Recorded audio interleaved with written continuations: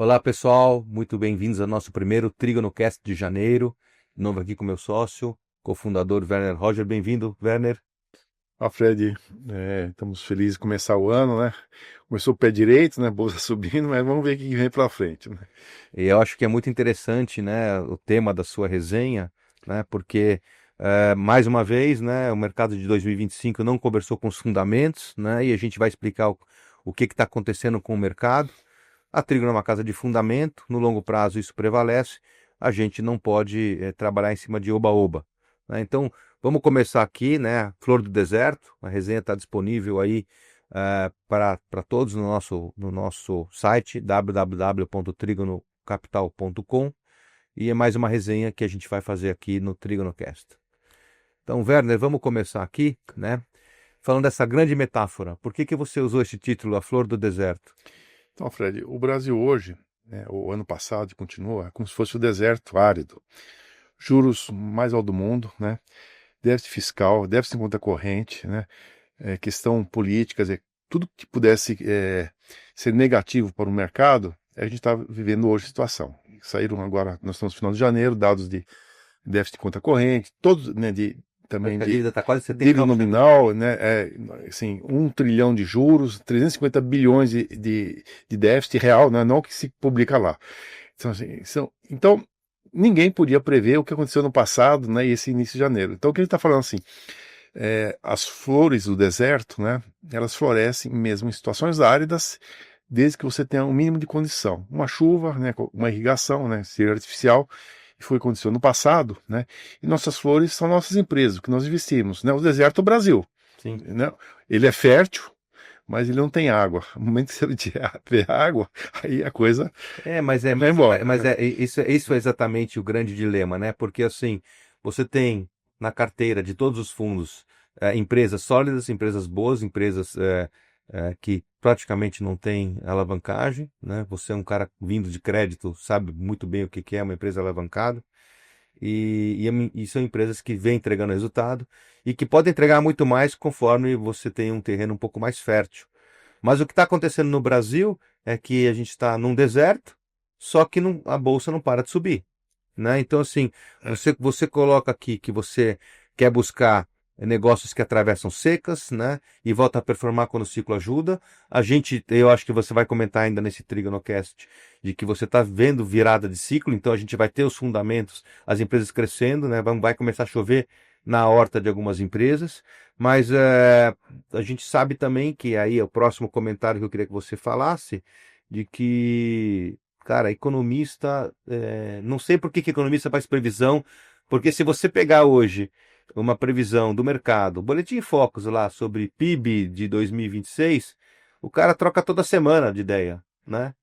Mas não é só economista, Fred. Então, o Valor, né, ele entrevistou, pesquisou, né, gestoras, as corretoras, né, agentes de mercado, né, os mais conceituados, e qual que era a previsão da Bovespa para 25.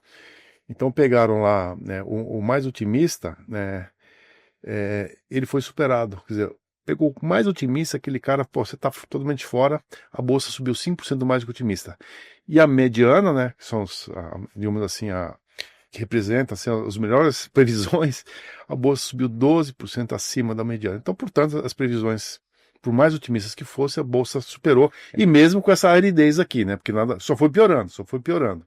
Agora, por que isso que eles erram? Porque o mercado não é um mercado objetivo e matemático. A gente nunca sabe qual que é a música que vai tocar, o que que o mercado vai interpretar, qual que é o tema que o mercado está precificando, né? Eu lembro muito bem, lendo um relatório em janeiro de 2008 do Morgan Stanley, dizendo que a Bolsa do Brasil ia bater 70 mil pontos, e depois, um mês depois, eu li um da Goldman Sachs dizendo que ia para 75 mil pontos. Isso em março de 2008, onde você já tinha tido problemas, começou a ter problemas no Countrywide nos Estados Unidos, né? Então, assim, quem ia imaginar que a Bolsa ia bater 29 mil pontos naquele ano, contradizendo todas as previsões? Então, assim, previsão é muito complicado. Só que o ano passado, né, foi um ano em que o cara que estava otimista foi chamado de louco, mas a Bolsa realmente subiu muito ano passado, né? E o que que aconteceu, velho? Por que que Então, diante assim você coloca aqui, vamos começar aqui só criar o argumento. Primeira coisa que você mostra aqui é um pouco como estava o pano de fundo no começo do ano aqui no Boletim Focus. Então, o Banco Central, né, ele faz a pesquisa também entre os principais agentes do mercado, né, são corretoras, bancos, etc, etc, né, os gestores. E olha só, então isso 27 de dezembro lá atrás, né, um ano atrás. Então, assim, eles esperavam para 25 um IPCA de 4,4, né? Foi 4 e pouquinho, né? Então foi abaixo do esperado. E uma Selic 12,63, foi 15, quer dizer, muito pior do que esperado. Então a inflação foi melhor e a Selic foi pior. Já começa a errar. Peraí, se a inflação foi melhor, a Selic não deveria ser mais baixa? Foi pior. Então mostra que já não faz sentido. O câmbio de 5,60 foi 5,40, já o câmbio foi mais baixo, né? IGPM de 4 foi negativo. Olha só como os caras erram. Balança comercial foi pior. Conta corrente de 48 bilhões negativa foi 76. Foi muito pior. Todos déficit primário, tudo erraram em tudo. Todos os indicadores. E a bolsa foi melhor do que todas as previsões. Porque a bolsa não conversou, Uhum. né? A bolsa no ano passado, né? A gente vê aqui vários índices macro, né? Principalmente de situação fiscal do Brasil, de inflação, de câmbio. O que aconteceu foi que você vê um Bovespa subindo 34% ano passado, né? Estamos vendo aqui nesse slide. Você vê aqui o índice de energia elétrica subindo 59%, e o macro não conversava com isso. Absolutamente. Então quem foi o louco que comprou Bolsa Brasileira? O que esse cara acreditou de que ia acontecer? Ele tendo tanta evidência macroeconômica de que não tinha nenhum motivo, um juro real de 12% no Brasil, de 11% no Brasil. Quem é que comprou Bolsa? Por que a Bolsa subiu tanto? E não é só em 25. A gente está gravando esse TrigonoCast já depois, já temos aí o comportamento de janeiro, né? A Bolsa está subindo mais de 10% em janeiro. A Bolsa está subindo em janeiro, praticamente. Quem investir em renda fixa, NTNB, que seja, o que vai ganhar no ano, esse mês, você tira o imposto de renda. Exatamente. Um mês já deu o que a Bolsa vai dar. Agora, se você olhar hoje, né, o mercado institucional, os fundos de pensão do Brasil, ainda, né? Todos eles entupidos de NTNB, todo o varejo brasileiro entupido de NTNB, ou seja, o Brasil inteiro entupido de NTNB, né? Quando o brasileiro comum médio deve 35 mil reais, cada brasileiro deve isso ao governo, essa é uma dívida impagável, a gente já falou isso mais de uma vez aqui. Então não foram esses caras que compraram Bolsa, né? Não foram esses caras que estão surfando o juro real de 12%, né? Então, se eles não compraram Bolsa, e para a Bolsa subir tem que ter mais comprador do que vendedor, ou seja, fluxo que você tanto fala, quem está comprando Bolsa no Brasil e por quê? Então, é o estrangeiro, mas vamos olhar antes o que fez a Bolsa subir, né? Quais setores? Então, vamos lá. Então, o grande setor, assim, o destaque foi o setor imobiliário. Foi o que mais subiu. A empresa subiu 120, 150, 180, 100. Peraí, mas se o juros está tão alto, o juros real está tão alto, o setor imobiliário, ele é o pior, né? O que mais é o mais cíclico que tem. É o mais cíclico que tem, mas foi o que mais subiu. Por quê? Aí você tem uma coisa que chama-se Minha Casa Minha Vida. Então, o juros desse de mercado não conversou com o setor, porque o governo, um programa social, injetou muito dinheiro, 120 bilhões, Minha Casa Minha Vida, com juros baixos, né? Inclusive assumindo até risco de crédito. Então, esse setor recebeu benefícios sociais do governo, que eu digo assim, ok, né? Falta casa, então o setor ele surfou essa onda. O segundo setor, né, que até pelo índice DIV que subiu 55%, o setor elétrico. Com tudo que a gente viu, falar, pô, mas que curtailment, que não sei o quê, quer dizer, com todas as incertezas, né? Só que é um setor que ele cresce 2%, né? Tem visibilidade porque... Então ele tem a tarifa garantida pelo IPCA, né? Paga dividendo. Paga dividendos, né? É totalmente previsível, né? Apesar que não é um setor que cresça com, digamos assim, com investimento, né? Ele vai crescendo devagar, mas é um setor que à medida que os juros caem, né? É favorável. Mas por quê? Aquela expectativa. Porque quando eu faço o meu investimento, né? O agente regulador ele considera o meu custo de capital hoje com juros muito altos, né? 15% de juros, né? O teu custo ponderado, né? Do investimento é mais baixo, né? Mas eu estou investindo com juros muito altos. Então, a minha tarifa ela vai ser remunerada por esses juros altos. Quando a inflação cair, né, os juros caírem, a minha tarifa continua. Né? Então era perpetuada numa situação horrível, como é agora, juros muito altos, mas no futuro os juros vão cair, né? Meu custo de capital vai cair, minha tarifa está segurada. Então o mercado antecipou isso aqui. O mercado antecipou essa queda de juro, mas o mais interessante, assim, um dos motivos que veio o fluxo para o Brasil, né? Você vai explicar depois, Sim. você está explicando o setorial, Sim, e depois a gente vai falar um pouco do macro, o que motivou o gringo vir para o Brasil, né? Mas um dos motivos foi essa expectativa que não tinha fundamento de que o Brasil ia ter queda de juro. Mas se o lado fiscal está tão ruim, da onde que alguém fala não vai ter queda de juro? Então. Eu acho assim, chegou num nível tão alto que assim, daqui não passa e daqui é só para baixo. E o Copom não desceu o juro o ano inteiro. Inclusive, na última reunião do Copom, agora em janeiro, também não desceu. E agora ele deu um guidance, e eu acho interessante você comentar isso, agora ele deu um guidance que vai começar a descer, e a bolsa caiu. Então, o que acontece aqui? Como é que você consegue interpretar tudo isso aí? Então, vamos lá. Então, mas três setores aqui. O financeiro, né, banco, seguradora. Qual que é a receita de banco? Juros, né? Seguradora são os ativos, né, que estão aplicados também na renda fixa. Então, quanto maior os juros, favorece seguradora e banco. Então, a receita subiu, a seguradora ganhou também com receita. Então, explica porque o setor financeiro foi tão bem no setor defensivo, né? Não é um setor que cai 10%, 15%. O crédito, né, no Brasil aumentou 10% no ano passado, né? Então teve mais expansão de crédito, e para esse ano privatização em 8%. Portanto, continua a crescer e com meus juros muito, muito elevados. Esse ano, até se discutiu isso aqui ontem, né? Se os juros caem, receita dos bancos vão cair, receita dos seguradores vão cair. Talvez o banco não seja mais o setor que ganhe com juros mais. É que banco ele sobe, né? Na hora que você tem. Não é pela expectativa da queda de juro. Eu acho que ele sobe porque é expectativa, porque o fato, né? Quando o juro cai, a economia aquece. E ele é um setor muito exposto à economia doméstica. Mas é uma situação que eu acho que está acontecendo, né? Você vai falar agora também de consumo indústria de metais, mas só para antecipar um pouco o macro, o Brasil virou uma das poucas opções. Sim. O outro setor, o consumo, né? Varejo. Não está grande coisa. Você olha os resultados, foi o fundamento justificou. Não.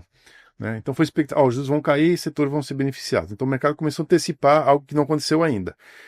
E também houve muito, né, digamos, crédito, benefício de progresso continuada, vale gás, energia, Rejeição de imposto de renda, Bolsa Família, crédito estudantil, teve vários, né, incentivos, e inclusive crédito consignado, né, que o governo tabelou juros para baixo, muita oferta de crédito consignado, então tudo isso aí expansionou na economia, ela trouxe recursos, só que contra o Banco Central. O Banco Central quer desestimular a economia e o governo injeta. Qual que foi o molhado ali do Banco Central? Chama-se jogatina, né?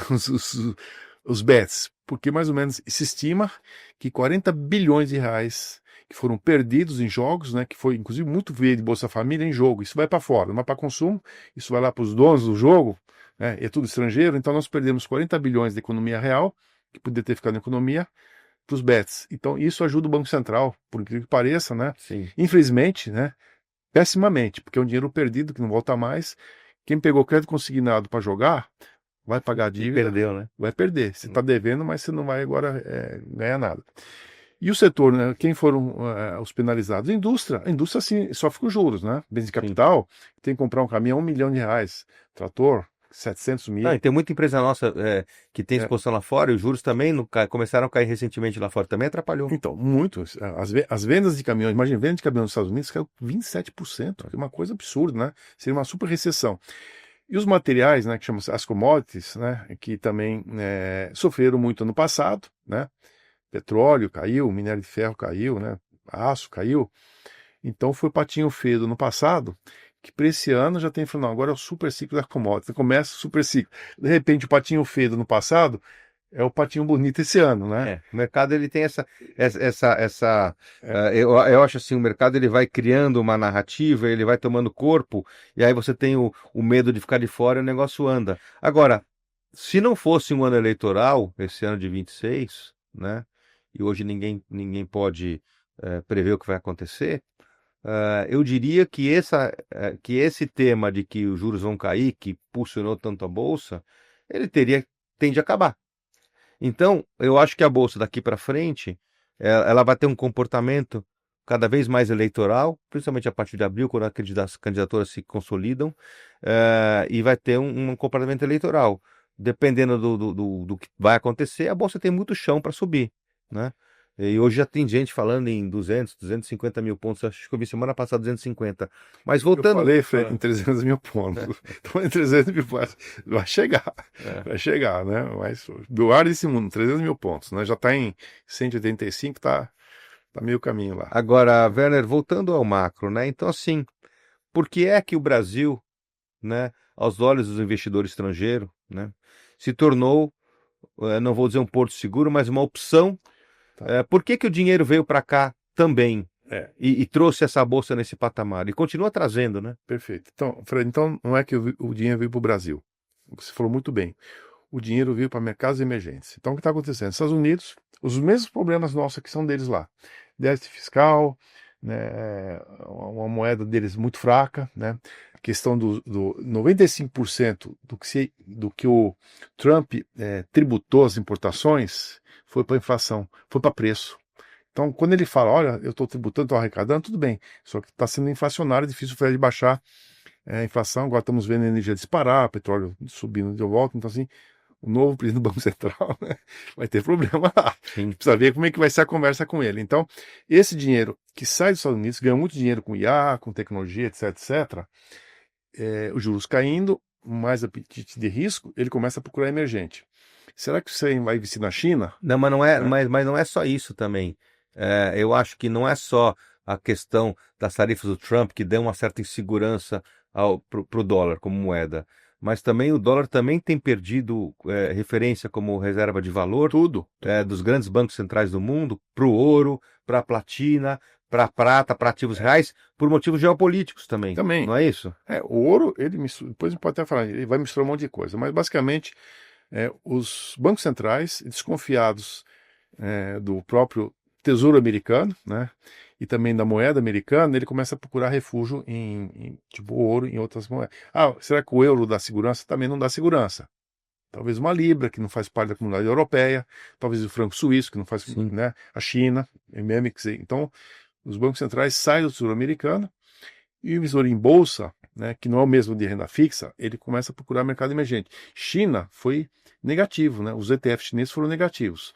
Então o mercado emergente recebe dinheiro, o Brasil está dentro desse universo, recebe dinheiro, México se confunde muito com os Estados Unidos. Pô, México não vou para México. Então, Índia recebe dinheiro. E a gente fala de BRICS, né? Você fala muito, como você tem uma exposição, uma participação muito em Ferbasa, você acompanha muito a economia da África do Sul.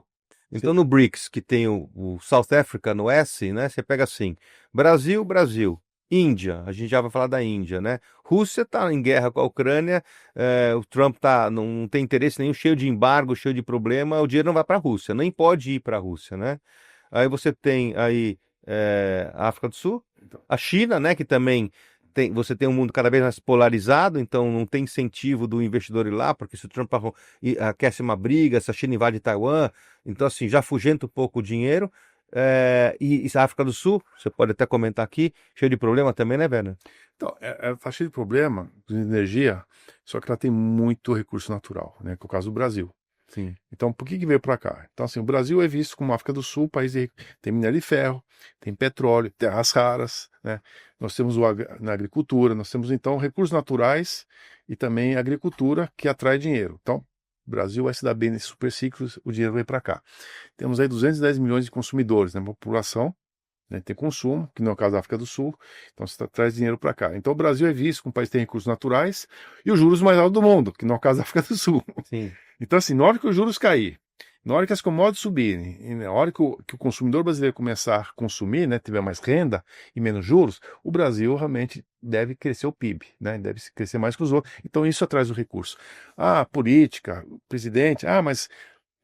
política, intriga da posição. Todo lugar tem mano político. Nos Estados Unidos, na Europa. Sim, mas para isso acontecer, os juros precisam cair. Sim, e para o juro precisa cair, puder cair, né? Para que o juro caia, na verdade, você precisa de um Estado menor. Se você continuar com o Estado grande, com déficit fiscal, não vai cair o juro. O dinheiro, ele entra numa velocidade e pode sair muito mais rápido ainda, né? Sim, então assim, da mesma forma que a gente recebe esse fluxo, se as coisas não se acertarem, ele volta, né? Os investidores estrangeiros estão dando a questão, a dúvida a nosso favor. Não, o Sim. Brasil tem Vai precisar jeito. arrumar um dia. Então, mas a gente dá confiança que vai arrumar, Sim, né? Então sim. eles estão confiando na gente que a gente vai arrumar a casa. Por enquanto, nós temos a Agora, o mais confiança. interessante que você também fala na sua resenha, você fala um pouco da nossa metodologia de investimento, que é amplamente divulgada, a gente fala em várias oportunidades de como é que pensa o nosso time de gestão, mas antes de você ir um pouco, para entrar um pouco mais no detalhe de como você pensa e monta as carteiras e o seu time também, o comportamento do gringo, até por não conhecer especificamente empresas brasileiras, né, no detalhe, como você conhece, né, a tendência quando quer aplicar em Brasil é a posição tática. Ele compra o BOVA 11, né, ele compra diretamente o índice Bovespa inteiro,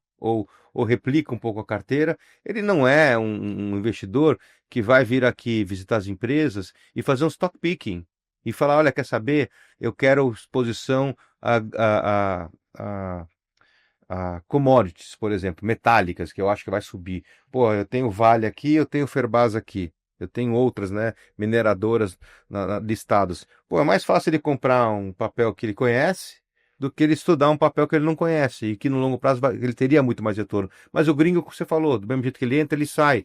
O gringo daqui a 3 meses pode sair, ou ele pode aumentar muito mais a posição. Aí ele vai ver como é que vai ficar. O mercado brasileiro de segunda linha, ele só anda no momento em que aquele investidor que olha um pouco mais a longo prazo começa a comprar bolsa. E esse investidor que olha um pouco a longo prazo só vai conseguir olhar a longo prazo quando ele tiver visibilidade. Com neblina na frente, ele vai olhar para baixo. Então são dois tipos, né?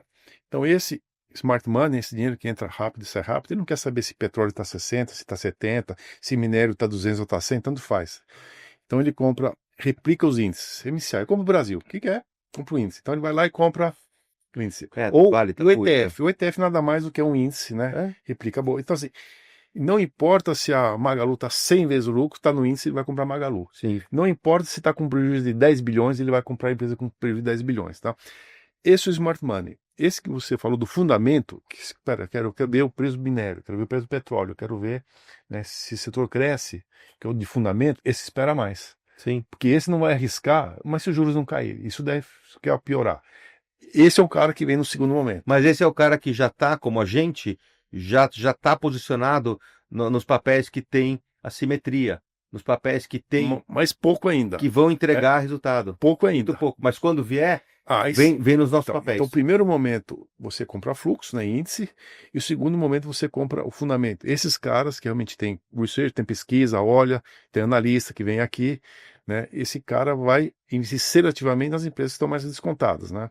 Um exemplo aqui, Petrobras e Prio. Prio tem uma participação muito pequena nos índices, Petrobras tem lá 11, 12%. O índice compra a Petrobras. Quando o cara vier analisar, quero ver petróleo no Brasil, todas as opções, ele vai achar, não, Prio é o papel, então ele vai comprar Prio. Então, só que Prio vale 40 bi, Petrobras vale 500. Então, quando o cara comprar 10 bilhões em Prio, é uma coisa, comprar 10 bilhões em Petrobras é outra coisa. Então, a Prio tende como é o caso de outras empresas, tende a receber mais fluxo. Pelo tamanho da empresa, isso tem um efeito maior no seu preço. Então, isso vai acontecer ainda, não aconteceu. A gente espera que está a caminho. Em algum momento está a caminho. Porque aqui, como você sempre gosta de falar, o fundamento aqui, o nosso trígono é o uso da ferramenta de VA, né? E outras ferramentas para identificar o valor real do ativo, né? Com base em fundamento mesmo. Boas pagadoras de dividendos, empresas que respeitem os critérios ambientais, sociais e principalmente de governança, né? Para que a gente crie um nosso alinhamento, né? O nosso trígono de alinhamento entre nós, os nossos investidores e as empresas. Então, isso, né, explica muito do que aconteceu em 2025, onde os nossos fundos perderam muito para os índices, né? Porque a gente está explicando aqui, os gringos vieram para a primeira linha, não estão comprando fundamento, e os nossos papéis ficam para trás. Agora, ficam para trás, né, e se tornam muito baratos, principalmente em dólar, né? E no momento que o mercado brasileiro realmente, de fato, as taxas longas começarem a cair e a gente começar a ver fluxo doméstico e gringos que querem realmente fundamento e valor, aí os fundos nossos começam a recuperar, como a gente viu aí o mercado se comportando em 2017, 2018, 2019, 2020, um parênteses aí por conta da pandemia, e 2021, até 2022 e 2023, que a gente viu o mercado precificando fundamento e os fundos da Trígono tendo um super do sucesso. Você mesmo foi eleito o melhor gestor do mundo em 2021 pela Citywire inglesa, fundos todos com Morningstar 5 estrelas. Então, assim, isso acontece quando você tem um time bom de fundamento, escolhe as melhores teses e o mercado começa realmente a olhar e precificar. Então, para a gente encerrar aqui, Werner, quais são essas melhores teses que você tem aqui, que você comentou isso na sua resenha, e eu acho legal falar um pouco aí dessas teses aí, dessas aqui, para a gente poder encerrar o nosso TrigonoCast. Então, assim, resumidamente, a Aura, né, empresa de ouro, o ouro subiu 100% em 12 meses, nos últimos 12 meses, e basicamente a Aura é uma empresa de mineração de ouro. Subiu 1000% a Aura nos últimos 2 anos. 10 vezes. E ela subiu hoje, ano para trás, 400%. Ela quintuplicou, né? Quem investiu ano para trás ela foi vezes 5. Então, basicamente, a Aura dobra de tamanho em 2 anos e ainda com o preço do ouro dobrando em 12 meses, né? E custos baixando, quer dizer, é uma empresa que tem muito ainda a entregar de resultado. E que cada trimestre que acontecer agora, quando você olha anterior, ano passado, ela cresce muito e a receita cresce muito. Então a Aura tem ainda um caminho longo, né? Apesar que o pessoal olha para trás, só que o futuro ele é muito mais expressivo do que o passado. E é uma posição relevante aqui dos nossos produtos. A gente tem alguns produtos que não podem investir em Aura Minerals por ser uma empresa estrangeira, não é listada na B3, então assim, é uma BDR, tem BDR. E então, na Nasdaq também, é negociado na Nasdaq. E a gente tem os nossos principais fundos, né?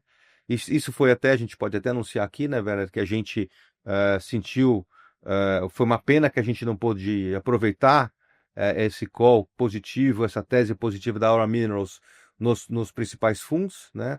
Mas a gente aprendeu que o nosso universo de investimento ele precisa ser maior, Sim. Não restrito a Bovespa. Lembrando vocês que Bovespa tem metade das empresas listadas do que o mercado do Vietnã e Hanoi. Tem mais empresas, o dobro de empresas listadas no mercado de Hanoi do que no Brasil. Então a gente, para poder expandir o nosso horizonte de investimentos e aproveitar o que os outros fundos já vêm aproveitando, a gente vem e vai mudar o regulamento de alguns fundos para que eles possam ter BDRs e exposição internacional. Né? Perfeito. E muitas empresas elas estão listando lá fora. Sim. Né? E aí, por exemplo, o caso do Banco Nubank. Ontem foi PicPay também. PicPay, né? Teve várias outras empresas, né? O Banco Inter. Então eu deixo negociar no Brasil e negocio só lá fora. Então se eu não tiver a opção de ter um BDR, eu compro uma empresa, né? Mas eu tenho que ter um BDR. Eu não consigo comprar. Então nós estamos mudando o regulamento para poder investir nessas empresas que estão sendo listadas lá fora. A Aura negocia lá fora e lá dentro, mas ela poderia não. Se eu vou negociar lá fora, eu perderia a Aura, tá? Mas a gente está fazendo isso aqui. Conta então, tem Copel, então, né? A Copel, né? É uma empresa paranaense muito bem gerida, né? Podia ser melhor, né? Ainda ela é pseudo-estatal, né? Foi privatizada. O BNDES ainda tem 23%, o maior investidor é o BNDES ainda, hoje, né? Mas não é estatal, mas é uma corporation. E ela está sendo caminhando para a empresa como se fosse uma empresa privada. Né? Ela agora unificou as ações, é tudo ON, né? Vai ganhar muita liquidez, vai ser uma das 20 mais negociadas na Bolsa, então a gente acredita que a Copel ainda está subvalorizada. Fácil, né? E não tão conhecida como CEMIG, como Axia, né, que é Eletrobras, Engie, Equatorial, então a gente acredita que a Copel vai ganhar um espaço importante ainda na Bolsa, liquidez ia trazer mais peso nos fundos, e aí, né, os ETFs, todo mundo vai comprar mais Copel. Tem muitos dos papéis aqui que a gente está comentando, são papéis que estão no nosso fundo Partenon, né? Disponíveis aí no BTG, nas principais plataformas do país, né? Também na BB Asset, e vale a pena você comentar também, por exemplo, Cirela e Lavi. Então, a Lavi, né, ela é um apêndice da Cirela. Cirela, ela criou várias empresas, Core, por exemplo, Lavi, Planiplano, né, e foi segmentando e lançando ações na bolsa, né. Então ela vendia as ações, recebia dinheiro, recebe dividendos, inclusive ela vendeu agora ações da Core, né, e ganhou dinheiro. Então, basicamente, a Cirela, tu não conhece, né, a empresa premium, quer dizer, tem um nome mais forte, que tem mais tradição no mercado, então empresa de referência, e a Lavi era o segmento da Cyrela dedicado à alta renda, que agora está indo para Minha Casa Minha Vida também. Então, são empresas excepcionais, bem geridas, né? Mas são dois nomes que nós escolhemos aqui para os nossos fundos, e realmente não precisa nem dizer a qualidade dos produtos. Lavi talvez não tão conhecida, mas é uma apêndice de alta renda da Cyrela, qualidade tão boa quanto. Então, ela não é conhecida, mas você tem sua live toda quarta-feira e, eventualmente, você pode trazer a Lavi com detalhe, trazer a diretoria aqui para falar e mostrar mais a tese do mercado. Inclusive, quem toca lá é a família Horn também. Inclusive, ela atua na região metropolitana de São Paulo. Então, basicamente, é um ambiente que ela conhece muito bem. Inclusive, pode dividir com a Cyrela. Vamos comprar o terreno junto, vamos fazer um empreendimento junto. Então, elas conseguem dividir esse land bank, né, esse banco de terrenos. E a gente está falando aqui das nossas principais teses para 2026. Com todo esse cenário que a gente falou aqui, explicou até o momento, a casa está se posicionando nessa situação, né? Nesse cenário. Não é uma casa, é uma casa agnóstica benchmark. O fato de o papel ter um peso relevante num benchmark não significa que ele vai fazer parte da carteira. Então, como você falou, a gente não tem Petrobras, mas tem Prio. Vamos continuar aqui, uma empresa que está na carteira já há um bom tempo também, que é a Embraer, né? E a gente realmente comprou o papel, acho que é R$18, já está quase 100. A Embraer, né? Curiosamente, o brasileiro não investe. E a Embraer nos disse essa semana, que nós somos um dos maiores investidores locais da Embraer, né? Então, mas tá caro. Agora a Embraer é uma empresa assim, excepcional, qualidade, produto, né? Economia. É uma das empresas mais usadas nos Estados Unidos para os voos regionais. Sempre com notícia boa, né? O míssil russo não conseguiu derrubar, lembra, na Ucrânia? Lembro. Descer, né, aterrissar, mesmo sendo atacada por um míssil russo. A empresa acabou de denunciar, vai fazer uma parceria na Índia, construir uma fábrica na Índia. Né? Era um concorrente de quem? Por exemplo, Airbus tem a treta, né, se a palavra, com Groenlândia. Então, se o Trump falou, eu vou punir a Airbus por conta da OTAN... Já puniu o Canadá aqui com a Bombardier. Bombardier, concorrente dela. Então, Airbus, no A220, é um concorrente dela aqui. Sim. Então, assim, ela é líder no segmento de aviões executivos menores, né, nos Estados Unidos, o mercado... E comerciais também. O Embraer 195 lá. E cada trimestre que passar agora, ela vai ter um resultado melhor do que ano passado. Recorde de backlog, encomendas.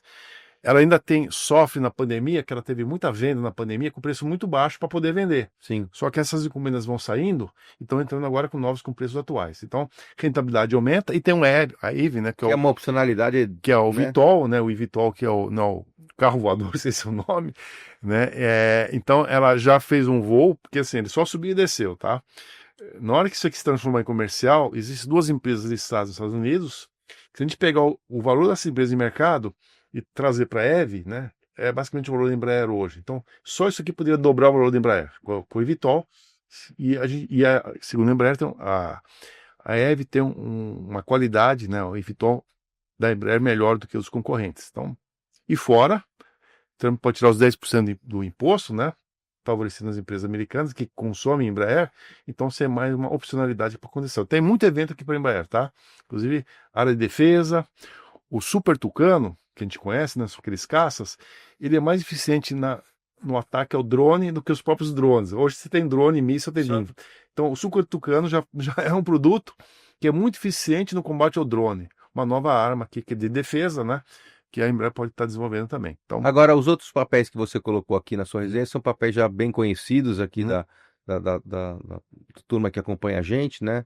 Se você quiser falar por cima, estamos falando de Eucatex, Ferbasa, tem a Kepler, a Leve, Marco Polo, Schultz, Tupi, São Martinho, Três Tentos e Vibra. Então... Eu vou, então, muito rapidamente. Ferbasa entra no super ciclo das commodities, né? Níquel disparando, o cromo pode disparar, silício, então ela entra na mesma, e está subindo esse ano, Fred, mais que a Vale. Então alguém está vendo, e volume muito grande. Então alguém já está vendo Ferbasa, aconteceu lá com as empresas de alumínio, de cobre, né? Então você entra com o cromo e com o silício nessa linha de ciclo das commodities. Eucatex é empresa ligada à construção, exporta dos Estados Unidos para a Califórnia. Ela vendeu uma fazendinha de 550 hectares, que não é nada, por 200 milhões, Fred. Para quê? Para fazer um empreendimento imobiliário. Então, ano passado, ela deu um lucro de 300. Só essa venda por 200, tirando imposto, vai dar uns 150 milhões no primeiro trimestre. Então a empresa está indo muito bem, fornece para Minha Casa Minha Vida, né? Realmente BTG tem lá 1/3 da companhia, tem um bom sócio. E onde o BTG entra, BTG a não gente entra. sabe que o ativo é bom. Então, assim, o BTG já farejou e nós estamos junto lá com o BTG e também com a família Maluf que toca a empresa. Kepler está num evento aqui, né, que a gente está esperando uma oferta, né, que em qualquer momento pode acontecer. E nós falamos de bens de capital que sofreram muito, né? Que é Schultz, que é Metal Leve, né? Que é a Marco Polo, Tupi. Então, juros caindo aqui dentro e lá fora, né? Venda de caminhão, já estou esperando um crescimento muito forte lá fora. A Tupi vai anunciar uma série de ajustes, né? Da companhia. E Metal Leve indo muito bem com a eletrificação, né? Por quê? Porque ela vende componentes para veículos elétricos, né?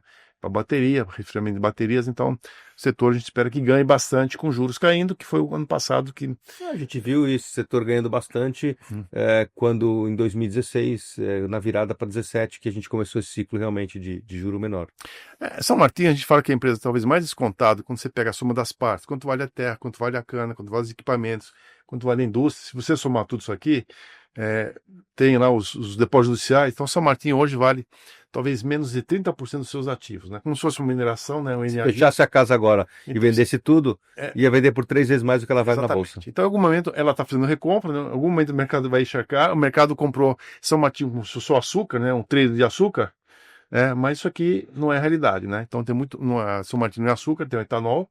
Então, a gente espera um momento, uma reprecificação da São Martinho. 3tentos é a melhor empresa do agro aqui, né? Porque ela tem biocombustíveis, ela vende insumos, né? Ela também produz óleo, né, para biodiesel.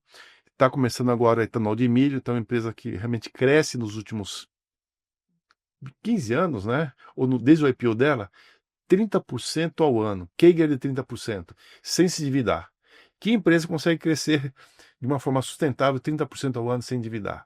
Né? Então, é uma empresa muito, muito forte, bem administrada, cresce com o agro, num ritmo de 30% ao ano. Então, tranquilamente, a gente carrega a São Martinho. E por fim, a Vibra, né? E a Vibra, né, que é a antiga BR distribuidora, né, que é combustível, é líder do mercado. Então, a gente está muito bem tranquilo em relação ao carbono oculto, né, toda a questão de fraudes dos combustíveis, né, de fraudes tributárias. Então, isso aqui vai ser favorável à companhia e vai ganhar mercado, bem administrada. Então, a gente acredita bastante na gestão da companhia que vai ter bons resultados. Então, Fred, isso aqui são nossas flores, né? Algumas já floresceram, como foi a Aura, como foi o caso da Air, Cirela, mas tem algumas flores que ainda não receberam a sua aguazinha, né? Parece que já está caindo. Já está começando. Começando, né? Está chovendo aqui. Mas ainda o fluxo tático do gringo ainda está maior do que o fluxo de fundamento. Muito mais. Então, né? assim, está subindo as ações de primeira linha mesmo, a gente perde num cenário desse, né? A gente aumenta a diferença, né? Mas em algum momento, se a gente sentir, né, que assim, a gente está vendo o caminhar das eleições para 2026 e o mercado continuar otimista, os juros eventualmente começarem a cair e o mercado entrar numa atuada otimista, aquele investidor que pensa em fundamento, ele vai entrar nas melhores empresas e onde a gente está posicionado. Então, sim, é um momento muito bom de entrada nos fundos da Trígono, porque a gente vem sofrendo muito nos últimos anos com não só esse oba-oba, como essas todas as incertezas que você colocou aqui, e o descasamento entre fundamento e mercado, mas tem um momento onde você vai puxando a mola com tanta força que quando você solta, ela estilinga com uma força muito forte. Né? E Fred, ano passado, né, o recurso estrangeiro, mais ou menos, foi 35 bilhões que entrou, né? Que deu essa alta, boa parte foi isso aqui. Esse mês de janeiro, até dia 27, entrou 22 bi. E o ISONAL, né, aqueles fundos de pensão, né, ainda não se mexeram. Venderam, né? E pessoa física também. Você imaginou se o ISONAL volta a comprar bolsa, a pessoa física volta para a bolsa e o estrangeiro reforçando, né, a posição. Quando eu falo 300 mil pontos, não é um sonho, né? É fluxo, é realidade. Você sabe que o investidor brasileiro ele tem um nível psicológico. Na hora que o juro abaixar de 1% ao mês, aí ele vai se mexer. Então, assim, temos que torcer para um Brasil melhor, torcer para esse cenário benevolente daqui para frente, e aí no momento que esse investidor que olha fundamento começar a vir o fluxo, a porta de entrada é pequena em algumas empresas, então tem tudo para o negócio realmente tirar toda essa diferença e muito mais aí no futuro. Fred, o solo, ele é bom, ele é fértil. Falta chuva, né? Então, assim, vai chover na nossa horta, né? Então, assim, na hora que chover na horta, floresce, né? Isso. Flores, então, guardando aí Eu acho que você, em algum momento esse ano, vai escrever uma resenha dizendo que choveu na nossa na horta. nossa horta, né? E na horta dos nossos cotistas, Isso, né? Nossos claro. cotistas também vão ficar felizes com Nossos isso aí. cotistas são os nossos clientes que se beneficiam diretamente disso. Então, Vera, muito obrigado por mais um TrígonoCast. Eu espero que a próxima resenha foque mais numa realidade melhor, porque esses fundamentos do Brasil, eles não se resolvem de um mês para o outro, né? A gente só precisava ver uma trajetória melhor para o Brasil, para que todo mundo possa, como brasileiro, se tornar Possivelmente, mais na próxima resenha, né, que começa a sair sai na primeira semana de abril, provavelmente o Copom já terá reduzido a taxa de juros. Isso. Talvez o novo presidente do Fed terá reduzido a taxa de juros. Então, talvez já em março já traga essas boas notícias, né, que os juros serão muito positivos aqui no Brasil, mas também lá fora, tá? E mais dinheiro vindo para cá. Então, Isso. Então, muito obrigado, Werner. E vamos para o próximo podcast. Obrigado, pessoal, pela audiência. obrigado. Então, um bom ano para todos nós. Obrigado. Obrigado, Werner.